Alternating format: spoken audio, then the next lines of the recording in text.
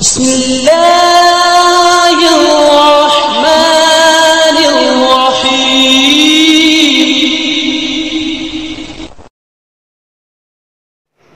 اعوذ باللہ من الشیطان الرجیم بسم اللہ الرحمن الرحیم اللہم صلی علی محمد وآل محمد وعجل فرجہم۔ اور آج کا ٹاپک ہے روزی اور شادی، رزق۔ پروردگار رازق ہے، سب کو رزق دیتا ہے۔ اسی موضوع کی مناسبت سے سورہ اسراء کی آیت نمبر 31 وَلَا تَقْتَلُوا أَوْلَادَكُمْ خَشْيَةَ إِمْلَاقٍ نَحْنُ نَرْزُقُهُمْ وَإِيَّاكُمْ۔ تم اپنی اولاد کو تنگ دستی کے خوف سے قتل نہ کرو، اس وجہ سے کہ تم کہاں سے انہیں کھلاؤ گے، انہیں قتل نہ کرو، ہم انہیں بھی رزق دیتے ہیں اور تمہیں بھی رزق دیتے ہیں۔ اِنَّ قَتْلَهُمْ كَانَ خِطَأً كَبِيرًا، ان کا قتل کرنا بہت بڑی غلطی ہے، یقیناً بہت بڑا گناہ ہے۔ بچوں کو قتل کرنا سے اس وجہ سے کہ تم انہیں کہاں سے کھلاؤ گے، تنگ دستی کی وجہ سے۔ یہ آیت کریمہ ہمیں بتا رہی ہے کہ کچھ لوگ تنگ دستی کی وجہ سے اپنے بچوں ہی کو قتل کر دیتے تھے۔ ایسا نہیں ہے، صرف ایسا نہیں ہے کہ عرب لوگ اپنی بیٹیوں کو قتل کر دیتے تھے، نہیں، وہ لڑکوں کو بھی قتل کر دیتے تھے کچھ لوگ، کیونکہ ضمیر یہاں کے اوپر مذکر کی آئی ہے۔ اگر صرف لڑکیوں کے قتل ہونے کا ذکر ہوتا تو ضمیر مؤنث کی ہوتی، مذکر کی ضمیر آئی ہے یہاں پر۔ تو یہ بتا رہی ہے مذکر کی ضمیر کہ عرب لڑکوں کو بھی قتل کر دیتے تھے اور لڑکیوں کو بھی قتل کر دیتے تھے کچھ عرب۔ اور یہ صرف عربوں کی بات نہیں ہے، کچھ انسانوں کی بات ہے کہ اپنی اولاد کو قتل کر دیتے ہیں۔ کیوں؟ کس وجہ سے؟ اس خوف سے، اس ڈر سے کہ کہاں سے انہیں ہم کھلائیں گے، تنگ دستی کی وجہ سے۔ پروردگار فرما رہا ہے نحن ہم نرزقہم وإیاکم، ہم انہیں بھی رزق دیتے ہیں، تمہیں بھی رزق دیتے ہیں۔ تم تنگ دستی کی وجہ سے اپنے بچوں کو قتل نہ کرو۔ آج بھی کچھ ایسا ہی ماحول ہے، کچھ لوگ ہیں جو تنگ دستی کی وجہ سے یا تنگ دستی کے خوف سے کہاں سے ہم پڑھائیں گے، کہاں سے لکھائیں گے، کہاں سے بچوں کو کھلائیں گے، وہ اپنے بچوں کو قتل کر دیتے ہیں، ماں کے شکم میں قتل کر دیتے ہیں۔ یہ بہت بڑا گناہ ہے، قرآن نے کہا بہت بڑا گناہ ہے۔ اپنے بچوں کو، اپنے اولاد کو قتل نہ کریں صرف اس خوف سے کہ ہم انہیں کہاں سے کھلائیں گے۔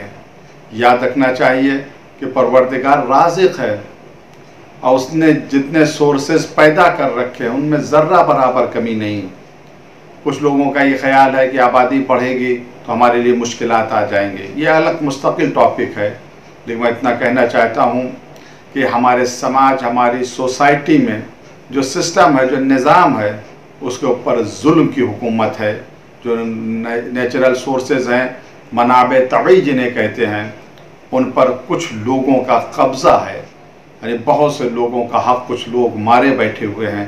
اس وجہ سے سماج میں غربت ہے، سماج میں فقیری ہے۔ ایسا نہیں ہے کہ زمین تنگ ہو گئی ہے یا آسمان سے بارش کا نزول کم ہو گیا ہے، غلہ کم پیدا ہو رہا ہے، نہیں، غلہ بہت پیدا ہو رہا ہے۔ یہ ظلم ہے، یہ ناانصافی ہے، جس کی وجہ سے بہت سے لوگ بھوکے سو جاتے ہیں۔ بہرحال قرآن کا حکم ہے تم اپنی اولاد کو تنگ دستی کے خوف سے قتل نہ کرو، ہم رازق ہیں، تمہیں بھی رزق دیتے ہیں، انہیں بھی رزق دیتے ہیں۔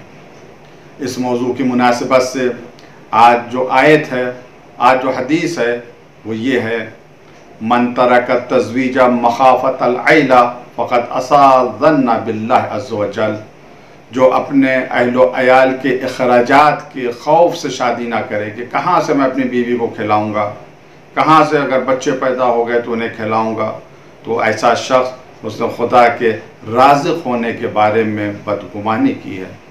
سخت الفاظ میں مذمت کی گئی ہے اس فکر کی کہ جو یہ کہتی ہے کہ ہم اس وجہ سے شادی نہیں کر رہے ہیں کہ خود کا تو ٹھکانہ نہیں، بیوی کو کہاں سے کھلائیں گے، بچوں کو کہاں سے کھلائیں گے۔ اللہ تبارک و تعالیٰ رازق ہے خود قرآن نے کہا تم شادی کرو، اللہ اپنے فضل سے تمہیں بے نیاز کر دے گا۔ اگر تم فقیر ہو، اگر تم محتاج ہو، اگر تم تنگ دست ہو، تو اللہ تبارک و تعالیٰ تمہارے فقر کو، تمہاری غربت کو دور کر دے گا۔ اس وجہ سے کہ ہم کہاں سے بیوی بچوں کو کھلائیں گے؟ شادی اگر کوئی نہیں کر رہا ہے تو بدگمان ہے، اللہ کے رازق ہونے میں وہ بدگمانی کر رہا ہے۔ رزق جو آتا ہے لے کر آتا ہے، بیوی اپنا رزق لے کر آئے گی، بچے اپنا رزق لے کر آئیں گے، اس کے بارے میں خوف نہیں کرنا چاہیے، اللہ پر بھروسہ کرنا چاہیے، مگر اس کے ساتھ ساتھ عمل بھی کرنا چاہیے، کاہلیت نہیں کرنی چاہیے۔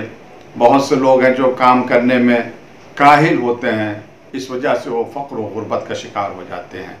آج ہم دیکھتے ہیں ہمارے سماج میں جو فساد ہے، اس فساد کی ایک وجہ یہ بھی ہے کہ شادیوں میں بہت دیری ہو رہی ہے، لیٹ شادی ہو رہی ہے، اس کی وجہ سے سماج میں فساد ہے۔ اچھا، کیوں لیٹ شادی ہو رہی ہے؟ اس کا ایک بہت بڑا سبب اور ریزن یہی ہے کہ لڑکا جب کمانے لگے گا تب ہم اس کی شادی کریں گے۔ میں اس فکر پر زیادہ تنقید نہیں کر سکتا ہوں، مگر اتنا کہوں گا کہ اللہ رازق ہے، یقین کریں وہ اسباب کو مہیا کر دے گا۔ کسی اور سبب سے اگر کوئی شادی کرنے میں دیری کر رہا ہے تو بہرحال وہ جانے، اس کا خدا جانے، لیکن اس سبب سے اگر کوئی شادی نہیں کر رہا ہے کہ ہم کہاں سے بیوی بچوں کو کھلائیں گے، تو روایات میں اس شخص کی یا ایسے شخص کی بہت زیادہ مذمت کی گئی ہے۔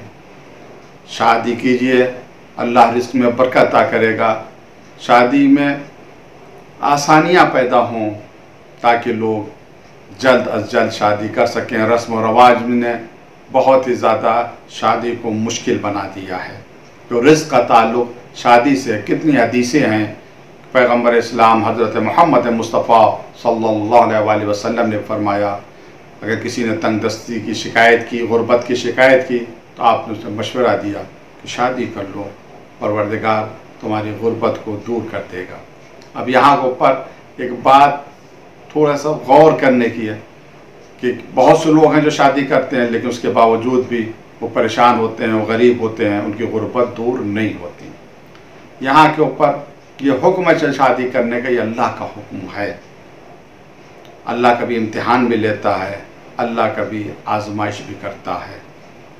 ہمیں حق نہیں ہے اللہ کو آزمانے کا، ہمیں حق نہیں ہے کہ ہم اللہ کا امتحان لیں، اسے حق ہے کہ وہ ہمارا امتحان لے، ہمیں آزمائے، ہم اسے نہ آزمائیں۔ جب اس نے کہہ دیا، قرآن نے کہہ دیا تم شادی کرو، اللہ اپنے فضل سے تمہیں بے نیاز کر دے گا، تو قدم آگے اٹھائیں، اللہ کا فضل و کرم آگے بڑھ کر استقبال کرے گا۔